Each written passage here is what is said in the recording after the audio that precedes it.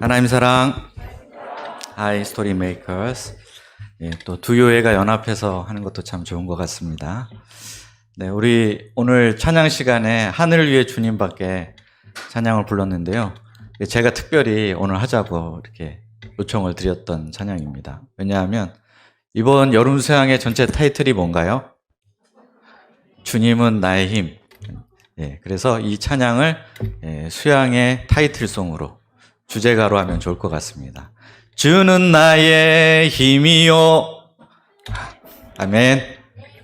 네, 그러면 오늘 말씀 함께 나누도록 하겠습니다. 제목은 너희는 기도할 때 이렇게 하라입니다. 요절은 누가복음 11장 2절인데요. 같이 한 목소리로 읽어보겠습니다. 시작. 예수께서 이르시되 너희는 기도할 때 이렇게 하라. 아버지여 이름이 거룩히 여김을 받으시오며 나라가 임하시오며. 기도하겠습니다. 하나님 아버지, 이 시간 주의 성령께서 저희 각 사람의 마음에 역사하여 주셔서 진리의 말씀, 생명의 말씀을 깊이 묵상하며 은혜 받게 하여 주시옵소서.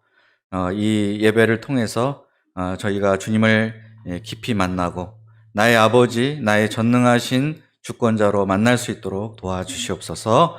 예수님의 이름으로 기도합니다. 오늘 본문 말씀은 우리가 예배 마지막 순서로 부르는 그 찬송의 가사인 주기도문입니다. 그런데 이 주기도문이라는 이름 때문에 생길 수 있는 오해가 있습니다. 주기도문은 주님이 하셨던 기도인가 보다, 이렇게 생각하기가 쉽습니다.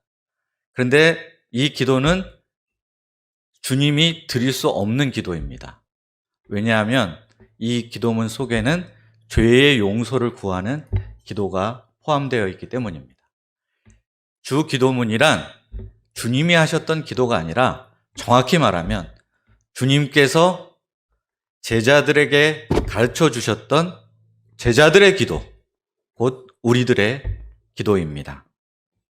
평소 우리가 아무 생각 없이 암송만 하기 쉬운 이 주 기도문을 오늘 한 구절 한 구절, 한마디 한마디 묵상해 보고자 합니다. 그래서 본문 말씀도 딱 4절만 함께 읽었습니다. 누가복음에는 다른 복음서에 비해서 예수님께서 기도하시는 모습이 매우 빈번하게 등장합니다.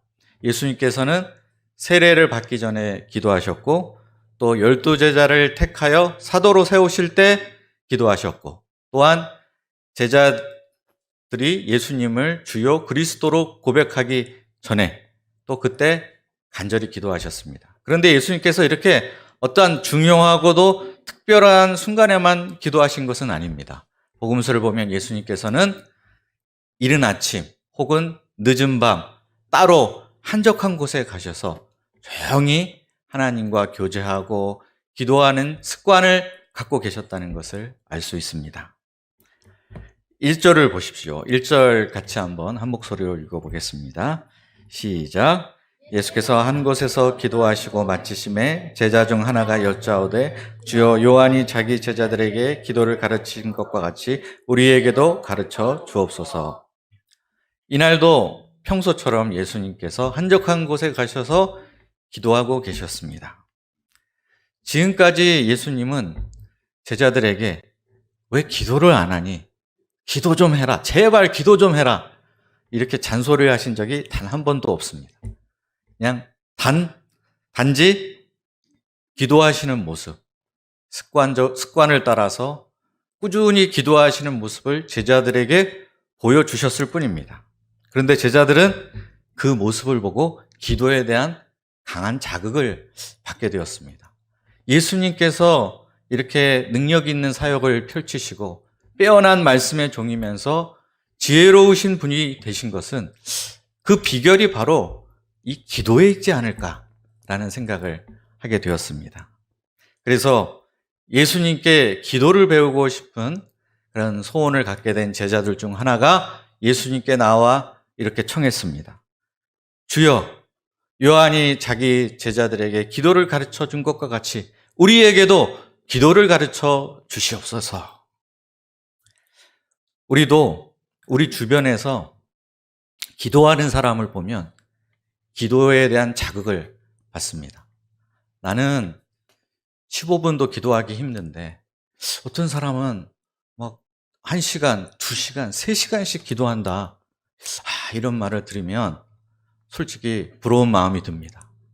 나는 정말 힘들고 괴로운 순간에 어쩌다 한번 기도하는데 매일매일 기도하는 습관을 가진 사람을 보면 나도 저렇게 기도하고 싶은 생각이 듭니다. 나도 기도의 사람이 되어서 예수님처럼 사도 바울처럼 또 앞선 시대의 우리 신앙의 선배들처럼 능력 있고 지혜 있는 하나님의 사람이 되고 싶은 그런 소원이 있습니다. 그래서 주위 사람들에게 기도에 대해서 물어보는 것을 통해서 어느 정도 도움을 받기도 합니다. 막상 우리가 기도를 하려고 하면 사실 참 쉽지가 않습니다. 어디서부터 어떻게 시작해야 될지 막막합니다. 이럴 때 주위 사람들의 조언을 들어보면 도움이 되기도 하지만 때로는 서로 말이 엇갈려서 헷갈릴 때도 있습니다. 어떤 사람은 통성으로 기도하는 게 좋다. 큰 소리로 부르짖어 기도해라.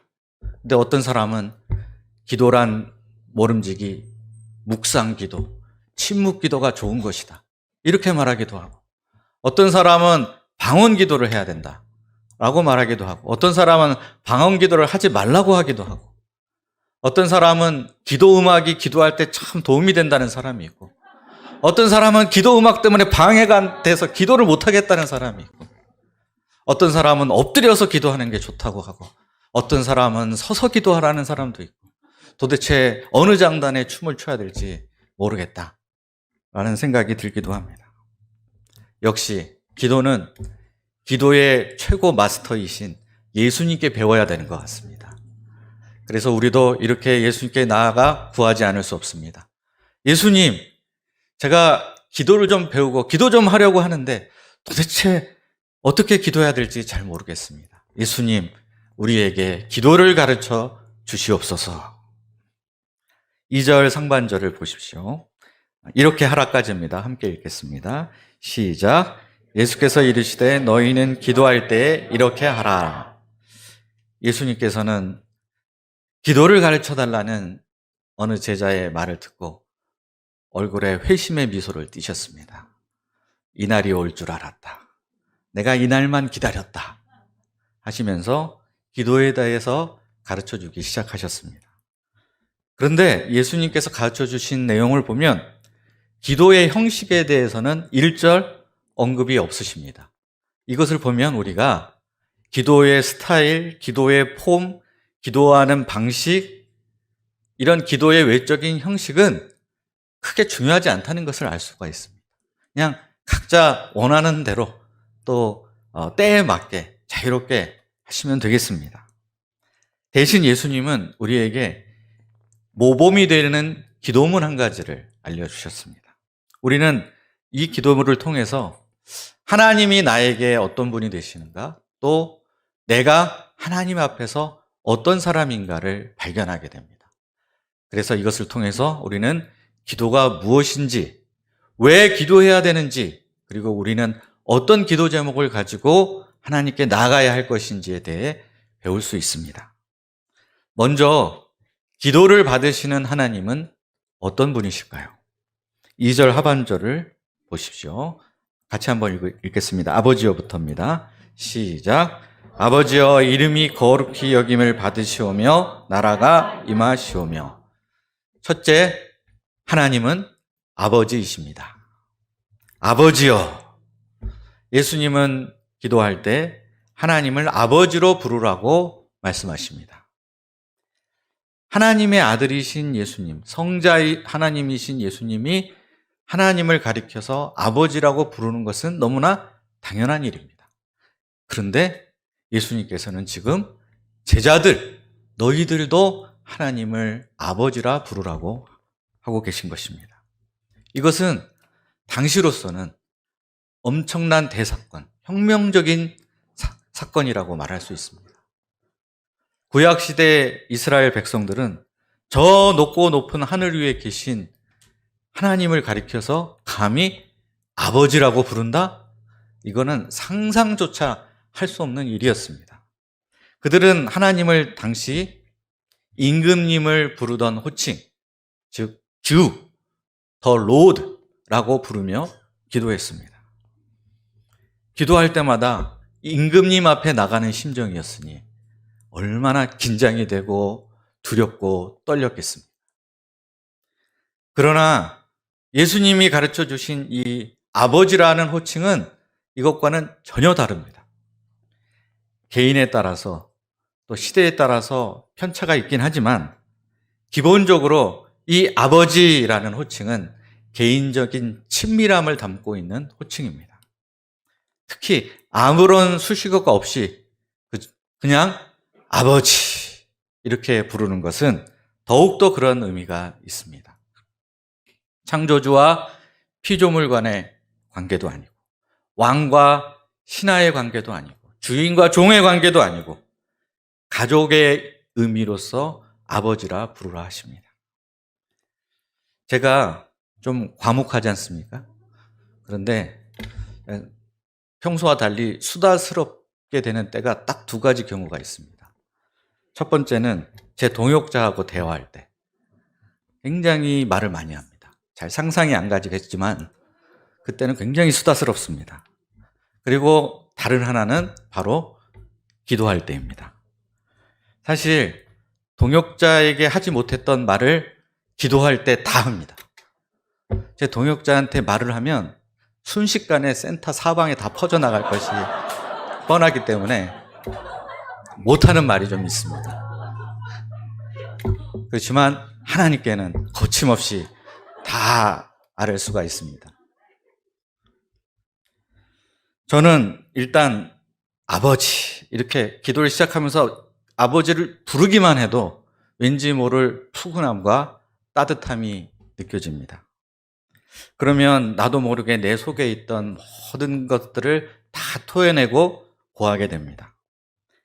직장 상사 앞도 아니고 교수님 앞도 아닌데 아버지 품 안에 있는데 뭐 두려워하거나 거리낄 이유가 뭐가 있겠습니까? 그러면 우리가 어떻게 감히 하나님을 아버지라고 부르며 아버지 되시는 하나님과 이렇게 친밀한 교제와 대화를 나눌 수 있게 되었을까요? 에베소서 1장 5절 말씀을 보겠습니다. 1장 5절 말씀도 같이 한번 읽어보겠습니다. 시작. 그 기쁘신 뜻대로 우리를 예정하사 예수 그리스도로 말미암아 자기의 아들들이 되게 하셨으니, 이 말씀에 나타나 있는 대로 우리가 하나님을 감히 아버지라 부르고 친밀한 대화인 기도를 할 수 있게 된 이유는 바로 예수님을 통해서 하나님께서 우리를 하나님 자녀로, 하나님의 아들, 딸로 입양하셨기 때문입니다. 그래서 우리는 하나님을 아버지라 부를 수 있습니다. 우리는 무서워하는 종의 영을 받지 않았습니다. 양자의 영을 받았습니다. 그렇기 때문에 우리는 기도할 때 아빠, 아버지라고 부르짖을 수 있습니다. 복음이 우리에게 준 가장 놀라운 선물, 가장 큰 선물 중 하나가 바로 우리가 양자가 되었다는 사실, 이 양자됨의 은혜가 있습니다. 그리고 이 양자됨의 은혜의 기초에서 우리와 하나님과의 관계가 완전히 새로워지게 되었습니다. 더 이상 주종 관계도 왕과 신하의 관계도 아니고 아버지와 아들, 아버지와 딸의 관계 속에서 친밀한 기도의 대화를 나누는 그런 축복을 받게 되었습니다. 하나님께서 우리의 아버지가 되시고 우리가 그분의 아들, 딸이 되었다는 의미가 무엇입니까? 이것은 먼저 하나님께서 우리를 돌봐주시는 분이시라는 뜻입니다. 또한 하나님께서 우리를 너무나 잘 아신다는 뜻이기도 합니다. 제 둘째 딸이 다음 주에 과에서 하는 공연을 합니다. 네, 10곡 중에서 3곡을 보컬로 참여해서 부르게 됐는데 저한테 오늘 퀴즈를 냈습니다. 이 10곡 중에 내가 어떤 곡을 부를까요? 3곡을 알아맞혀 보세요. 근데 제가 단번에 3곡을 다 맞춰버렸습니다. 그래서 제 딸이 소름이 쫙 돋는다. 그래서 어떻게 알았냐길래, 어떻게 알긴, 아빠니까 알지. 이렇게 답을 해줬습니다. 네? 뭐라고 하셨나요? 네, 모르는 게 나을 것 같아요, 이제. 하나님은 우리를 너무나 잘 아십니다. 어느 정도까지 아시느냐 하면 우리의 머리카락까지 세실 정도라고 하셨습니다. 또한 하나님이 아버지시라는 말은 하나님께서 우리에게 가장 좋은 것을 주시기 원하신다는 의미이기도 합니다. 우리가 기도할 때 하나님께 나아가 아버지라고 부르는 그 순간 이 모든 의미가, 정말 엄청난 의미가 이 아버지라는 짧은 한마디 속에 담겨져 있는 것입니다. 둘째로 하나님은 거룩하신 분이십니다. 이름이 거룩히 여김을 받으시오며, 이름은 명예와 영광을 대표합니다. 그리고 거룩히 여기다, 거룩하다라는 것은 구별된다는 뜻입니다. 하나님은 창조주로서 피조물과 구별되는 독보적인 능력과 영광을 지니신 분이십니다. 만약 하나님께서 사랑이 많으신 아버지긴 하지만 기도에 응답해 주실 수 있는 능력이 없으신 분이라면 어떻게 될까요? 그럼 우리는 기도할 필요가 없을 것입니다. 무능한 아버지에게 구해봤자 무슨 소용이 있겠습니까? 그러나 우리 하나님은, 우리 아버지는 모든 피조물들과 구별되는 전능하신 아버지이십니다. 그렇기 때문에 우리는 무엇을 구하든 하나님께서 능히 다 이루실 수 있다는 확신 가운데 기도할 수 있습니다. 그런데 예수님은 가장 첫 번째 기도 제목으로서 하나님께서 하나님으로서 합당한 대접을 받으시도록 기도하라 라고 말씀하고 계신 것입니다. 이것이 기도 제목이 되는 이유는 이 땅의 현실이 그렇지 못하기 때문입니다. 다른 피조물들은 아무 문제가 없습니다. 그런데 우리 인간이 문제입니다. 사람들은 살아계신 하나님을 제쳐놓고 헛된 우상을 숭배하거나 아니면 아예 하나님 존재 자체를 부정하고 폄하합니다. 성경 속에 게시된 하나님의 진리를 거짓이라고 왜곡하고 기독교를 조롱하며 하나님의 이름을 욕되게 하고 있습니다. 하나님을 모르는 사람들만 하나님의 이름을 욕되게 하는 것이 아닙니다. 더 안타까운 것은 하나님의 이름을 아는 사람들, 믿는 사람들, 신자라고 하는 사람들마저도 하나님의 거룩함을 반영하지 못하고 추하고 더러운 모습을 세상 가운데 보여줄 때가 얼마나 많이 있습니까? 바로 믿는 자들 때문에 하나님의 이름이 땅에 추락하는 그런 슬프고 안타까운 현실이 얼마나 많이 일어나고 있습니까? 그런데 만약 우리 육신의 아버지가 부당하게 아버지의 이름이 주위 사람들로부터 모욕을 당했다고 생각해 보십시오. 그럼 우리가 아들, 딸로서 그 순간 가만히 있을 수 있겠습니까? 실추된 아버지의 명예를 어떻게든지 회복시키고자 할 것입니다. 그렇게 하지 않고서는 가슴에 열불이 나서 견딜 수가 없을 것입니다. 하물며 이 세상에서 하나님의 이름, 우리 하나님 아버지의 이름이 이렇게 모욕을 당하고 있는데 자녀된 우리가 가만히 있을 수 있겠습니까? 이런 현실을 보면서 우리는 정말 애통하지 않을 수 없습니다. 탄식 가운데 이렇게 기도하게 됩니다.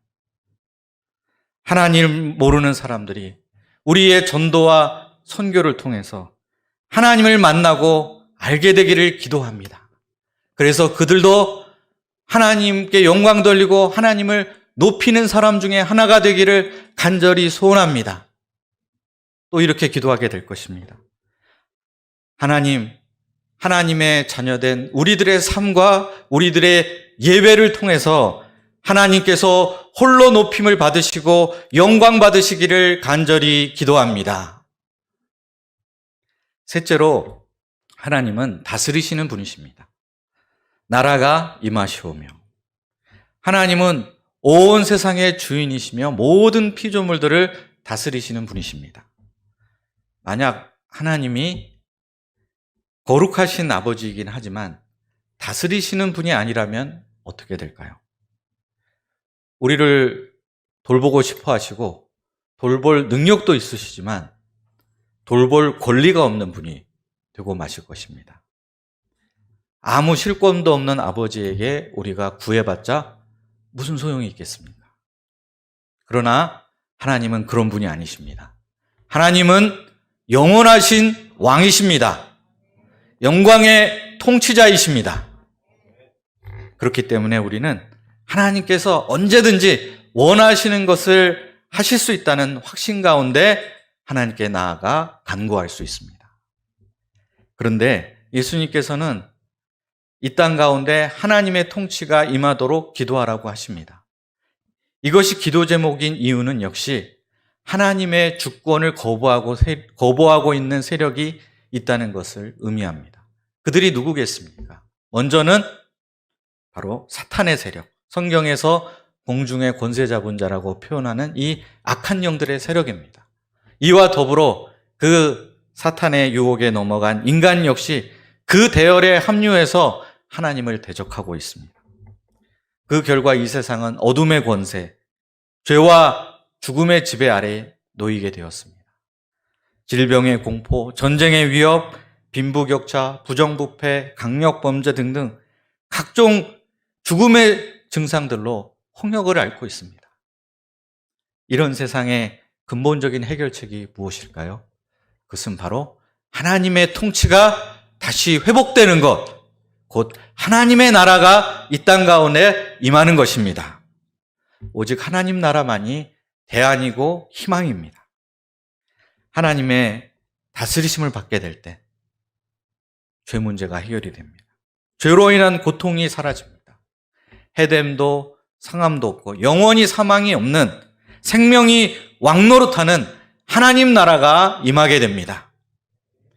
그 나라는 정의가 강물처럼 흐르는 나라일 것이고 은혜와 사랑이 충만히 넘치는 나라가 될 것입니다. 그러므로 우리는 하나님 나라가 속히 이 땅 가운데 임하도록 기도하지 않을 수 없습니다. 하나님 나라가 우리 각 가정에, 이 사회에, 학교에, 직장에, 그리고 이 나라 위에 현재 지배하고 있는 그 어둠의 권세를 밀어내고 하나님 나라가 계속 확장되어 가기를, 이 땅 가운데 하나님의 주권을 인정하며 그분의 다스림을 받으며 살아가는 사람들이 더 많아지고 하나님 나라가 땅끝까지 전파될 수 있도록 간절히 기도하지 않을 수 없습니다. 지금까지 우리가 묵상한 이 예수님이 가르쳐 주신 기도문의 전반부를 가리켜서 흔히들 하나님을 위한 기도라고 말합니다. 그래서 나의 필요를 구하기 앞서서 먼저 하나님을 위해 기도하라, 이렇게 가르치기도 합니다. 그런데 정말 과연 그런 뜻일까요? 우리가 그 정도로 이타적입니까? 그렇지는 않은 것 같습니다. 근데 한번 생각해 보십시오. 하나님을 우리가 더 거룩하게 할 수 있을까요? 그게 성립 가능한 말일까요? 하나님은 이미 거룩하신 분이십니다. 우리가 구하기 전에 하나님은 이미 온 세상을 통치하고 계십니다. 하나님이 무엇이 부족하거나 무엇이 더 필요해서 우리에게 그분의 이름을 위해서, 그분의 나라를 위해서 기도하라고 명하신 것은 결코 아닐 것입니다. 그러면 왜 우리에게 이름이 거룩히 여김을 받으시오며 나라가 임하시오며 라고 기도하라고 하셨을까요? 이것은 하나님 자신을 위해서가 아니라 바로 이 기도가 우리 자신을 위해서 꼭 필요한 기도이기 때문에 그래서 기도하라고 하신 것입니다. 사실 이 기도는 우리를 위한 기도입니다. 하나님을 알지 못하고 우리가 하나님의 통치를 거부하고 있기 때문에 여전히 죄와 죽음 권세 아래에서 시달리고 있기 때문에 바로 그런 너희들을 위해서 기도하라는 뜻일 것입니다. 너희 모든 필요 중에 가장 절실한 필요, 이것이야말로 꼭 필요한 것이 무엇이냐 하면 바로 하나님과의 관계성을 바르게 하고 회복하는 것이다 라는 의미를 이 기도 속에 담고 있습니다. 이 기도는 전능하신 왕, 자비하신 아버지의 돌보심 가운데 하나님의 자녀로 사는 가장 복된 삶을 구하는 기도입니다. 우리가 하나님의 영광과 나라를 위한 기도가 사실 나에게 가장 필요하고 가장 절실한 기도 제목이라는 것을 항상 잊지 말고 기도할 때마다 제일 먼저 최우선순위를 두고 기도할 수 있기를 기도합니다. 그래서 이 기도를 통해서 하나님이 나에게 어떤 분이 되시는가? 아버지시오, 전능하신 하나님이시오, 또 온 세상의 통치자 되시는 분이시라는 것을 날마다 기도를 통해서 우리 마음속에 새기고 새롭게 할 수 있기를 기도합니다. 다음으로 기도하는 우리는 그럼 어떤 존재일까요? 첫째, 우리는 의존적인 존재입니다. 3절을 보십시오. 3절 같이 읽겠습니다. 시작. 우리에게 날마다 일용할 양식을 주시옵고. 예수님은 먼저 일용할 양식을 위해 날마다 구할 것을 말씀하십니다. 근데 먹을 것이 풍족한 시대를 사는 우리에게 그렇게 와닿는 말씀은 아닌 것 같습니다.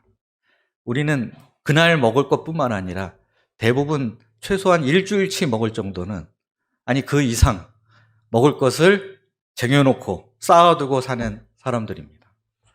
또 돈만 있으면 마트에 가든지 아니면 인터넷 쇼핑몰을 통해서 얼마든지 배달을 시켜서 원하는 것을 먹을 수 있는 시대입니다. 하지만 예수님 당시에는 그렇지 않았습니다. 당시에는 정말 그날 하루 먹을 것을 위해서 일했고 그날 일한 것을 가지고 먹었던 시대입니다. 오늘 배불리 먹었다 할지라도 내일 쫄쫄 굶게 될지 기약할 수 없는 그런 시대였습니다. 예수님은 그런 걱정하지 말고 기도하라, 대신 기도하라고 명하신 것입니다. 그러면 이 기도는 오늘 우리에게 별로 상관이 없는 기도일까요? 그렇지는 않은 것 같습니다. 우리가 당장 먹을 끼니를 걱정하지는 않는다 하더라도 우리에게는 여전히 육신의 필요, 물질적인 필요가 있기 때문입니다. 안정된 직장, 또 살집, 이런 게 필요하고 자녀를 양육할 양육비도 필요하고 또 우리의 노후 대책에 들어갈 자금도 필요합니다. 근데 우리가 열심히 땀 흘려 일하고 수고한다고 해서 이런 필요를 우리 스스로 다 충족시킬 수 있을까요? 우리 힘만으로 이런 육신의 필요와 물질적인 필요를 다 채울 수 있을까요? 제가 모 대기업에 다닐 때 점심 식사를 부서원들하고 같이 가면 식사하기에 앞서서 항상 감사 기도를 했습니다. 근데 감사 기도를 딱 끝나고 눈을 떠보면 앞에 계신 부장님이 항상 얼굴을 찌푸리고 계셨습니다. 그러면서 종종 이런 말씀을 하셨습니다. 야, 네가 먹고 있는 이 점심 식사 쿠폰, 이거 내가 너한테 준 건데 왜 나한테는 감사하지 않냐? 그리고 내가 이 쿠폰을 너한테 준 거는 네가 열심히 일을 하기 때문에 준 건데 감사를 나한테 하지 않더라도 너 자신에게 할 것이지 왜 엉뚱한 데 감사하고 그러냐? 이런 말씀을 하셨습니다. 몇 번 듣다가 부장님께 이렇게 대답을 했습니다.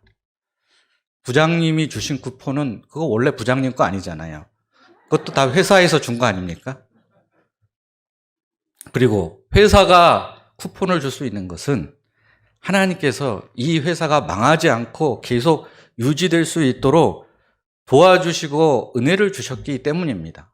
아니, 부장님도 잘 아시다시피 아무리 우리가 애쓰고 노력한다 하더라도 경제 불안과 같은 큰 위기가 한 번 덮치면 회사들이 다 픽픽 쓰러져 나가는 거 잘 아시지 않습니까? 그래서 부장님, 쿠폰 주셔서 감사합니다. 그런데 제가 하나님께 감사하지 않을 수가 없네요. 라고 말씀을 드렸습니다. 그리고 나서는 그 위로 제 식사 기도에 대해서 한마디도 하지 않으셨습니다.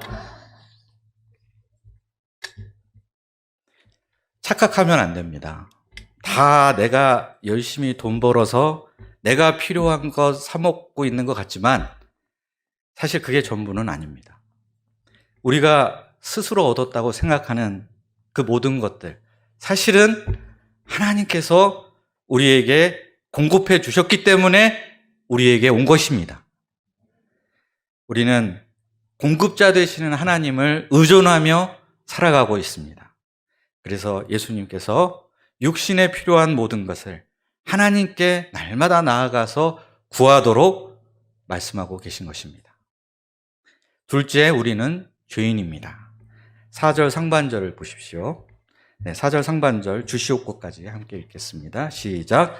우리가 우리에게 죄 지은 모든 사람을 용서하오니 우리 죄도 사하여 주시옵고.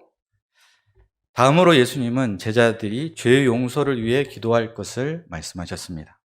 그런데 이 기도가 좀 특징이 있는 것이 우리가 우리에게 죄 지은 사람을 용서해 주는 것을 전제로 하고 있다라는 것입니다. 마치 예수님은 우리가 우리에게 죄를 지은 다른 사람을 용서해 주는 것이 너무나 지극히 당연한 일이다 라고 말씀하고 계신 것 같습니다. 그러면 그 이유가 무엇입니까? 그것은 우리가 용서를 받은 사람이기 때문입니다. 예수님은 이것을 마태복음 18장에 나오는 1만 달란트 빚진 자의 비유로 말씀하신 적이 있습니다.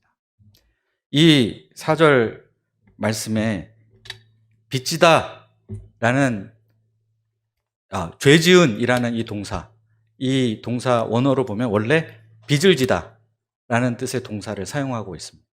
이것을 보면 죄가 마치 빚과 같다, 채무와 같다는 것을 알 수 있습니다. 우리는 하나님께 1만 달란트의 빚을 진 사람들이었습니다. 1만 달란트가 어느 정도 되는 액수냐면 한 사람이 16만 년 동안 매일 일을 해서 한 푼도 쓰지 않고 다 모았을 때 그 정도 금액이 1만 달란트입니다. 그런데 우리는 이 무거운 채무를 다 탕감을 받았습니다. 이것은 정말 놀라운 한량없는 하나님의 은혜요 자비입니다. 이런 우리가 우리에게 100데나리온 100일치 일당 정도 빚진 사람의 죄와 허물을 용서하지 않는다? 이게 있을 수 있는 일입니까? 이게 말이 되는 일이겠습니까? 예수님의 십자가로 말미암아 무거운 죄를 용서함 받은 우리는 당연히 우리 주위 사람들이 나에게 행한 죄도 용서해야 함이 마땅할 것입니다. 그런데 우리가 거액의 채무를 단번에 탕감받았다고 해서 다 끝나는 것은 아닙니다. 그 이후에도 우리는 계속해서 또 죄를 범하고 있습니다. 날마다 새로운 채무를 또 쌓아가고 있습니다. 우리가 믿음으로 의롭다 하심을 얻었다고 해서 우리 삶에 있는 죄가 더 이상 문제가 안 되는 것은 아닙니다. 그 죄 때문에 구원이 취소되거나 하나님 나라에 못 들어가는 것은 아닙니다. 그렇지만 우리가 쌓은 그 죄로 말미암아 하나님과의 관계성이 막히게 됩니다. 하나님과 친밀한 교제를 더 이상 하기 어렵게 됩니다. 그래서 이렇게 죄를 범했을 때 가장 먼저 나타나는 현상 중에 하나가 기도가 막힌다는 것입니다. 하나님 앞에 나가기가 싫고 왠지 멀리 도망가고 싶은 생각이 들기 때문입니다. 해결책은 결국 하나님으로부터 또다시 죄사함을 받는 길밖에는 없습니다. 그렇기 때문에 우리는 계속해서 하나님께 죄사함을 구하는 기도를 드릴 수밖에 없습니다. 같은 맥락에서 예수님께서는 요한복음에서 한번 목욕을 한 사람이라 할지라도 계속해서 발은 씻어야 한다라고 말씀하신 바 있습니다. 육신의 필요뿐만 아니라 우리는 영적인 필요에 있어서도 이렇게 하나님을 의존할 수밖에 없습니다. 우리 몸은 밥을 먹어야 살 수 있습니다. 그러면 우리의 마음과 영혼은 뭘 먹어야 살 수 있을까요? 용서를 먹어야 살 수 있습니다. 만약 우리가 서로의 죄를 단 하나도 용서해 주지 않고 하나님도 우리의 죄를 전혀 용서해 주지 않는다고 한번 상상을 해 보십시오. 그럼 어떤 세상이 될까요? 그냥 날마다 보기만 하면 그냥 비난하고 분노하고 저주하고 복수국을 벌일 것입니다. 우리는 감히 하나님 앞에 나갈 엄두도 내지 못하고 예배 자체가 불가능해질 것입니다. 이러면 우리가 숨이 막혀서 살 수 있겠습니까? 단 한순간도 살 수 없을 것 같습니다. 우리가 인식을 하고 있든 인식하지 못하고 있든 간에 우리 주위 사람들로부터 날마다 용서를 받으며 살고 있습니다. 남편은 아내를 용서해 주고 있고 아내는 남편을 용서해 주고 있고 부모들은 자식을 용서해 주고 있고 자식들은 부모를 용서해 주고 있습니다.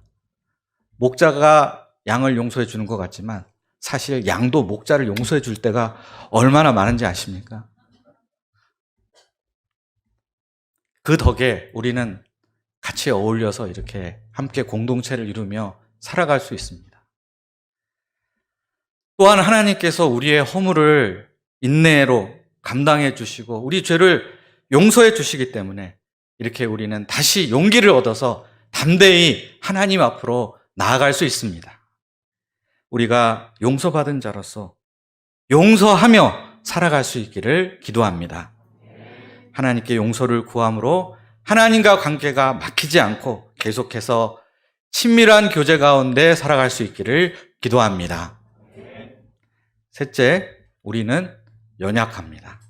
4절 하반절입니다. 같이 읽겠습니다. 우리를부터 시작. 우리를 시험에 들게 하지 마시옵소서 하라. 끝으로 예수님은 시험에 들게 하지 말 것을 구하라 하십니다. 하나님이 근데 우리를 시험에 들게 하시는 분인가요? 다른 말로 하면 하나님이 우리가 죄에 빠지도록 유혹하시는 분이십니까? 전혀 그렇지 않습니다. 그러면 누가 시험을 할까요? 야고보서 1장 13절에 다음과 같이 나타나 있습니다. 사람이 시험을 받을 때 내가 하나님께 시험을 받는다 하지 말지니 하나님은 악에게 시험을 받지도 아니하시고 친히 아무도 시험하지 아니하시느니라. 하나님이 시험하시는 것이 아닙니다. 그러면 누구입니까? 바로 사탄이 우리를 시험합니다. 사탄은 우는 사자처럼 두루 삼킬 자를 찾아다닌다고 했습니다. 정욕이면 정욕, 탐욕이면 탐욕, 교만이면 교만, 우리의 허점을 집요하게 파고들어 우리를 넘어뜨리려고 합니다. 흔히 하는 말로 이런 말이 있지 않습니까? 인생 한 방에 훅 간다. 정말 그런 것 같습니다. 사탄의 시험에 걸려 넘어지게 되면 그동안 수십 년 동안 쌓아온 모든 것이 순식간에 다 허물어질 수 있습니다. 자기만 망하는 게 아니라 그로 인해서 자신의 주위 사람들, 주변 사람들에게도 큰 피해와 상처를 입히게 됩니다. 문제는 사탄이 우리보다 훨씬 더 강하고 지혜롭다는 사실입니다. 만약 사탄과 우리가 1대1로 싸운다고 하면 누가 이길까요? 100번 붙어봐야 100번 다 사탄이 이길 수밖에 없습니다. 우리는 연약합니다. 이 사실을 인정해야 됩니다. 넘어질 위험이 가장 큰 사람이 누구일까요? 자기는 절대 안 넘어진다고 생각하는 사람. 이 사람이 제일 위험합니다. 남들 다 넘어져도 나는 안 넘어져. 난 그럴 사람이 아니야.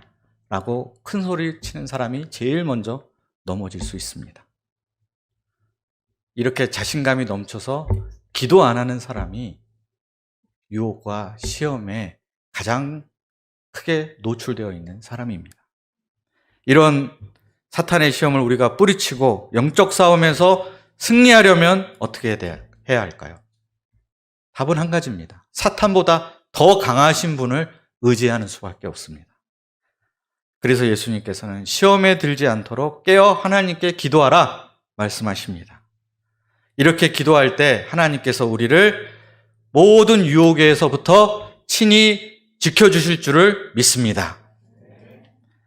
예수님께서 제자들에게 가르쳐 주신 기도에는 하나님이 어떤 분이시고 또 우리가 어떤 존재인지를 잘 말씀해 주고 있습니다. 하나님은 전능하신 통치자시고 당신의 자녀를 돌보시는 자비하신 아버지이십니다. 또한 우리는 삶의 모든 부분에 있어서 아버지를 의존하는 그분의 자녀들입니다. 그러면 답은 나왔습니다. 우리는 하나님께 도우심을 구해야 마땅합니다. 하나님께 기도해야 합니다. 하나님께 기도하지 않는다는 것은 하나님이 어떤 분이신지를 부인하고 있거나 내가 어떤 존재인지를 부인하고 있거나 둘 중 최소 한 가지를 부인하고 있다는 것을 드러내는 것입니다. 우리는 기도가 필요 없을 정도로 그렇게 스스로 충분한 사람들이 결코 아닙니다.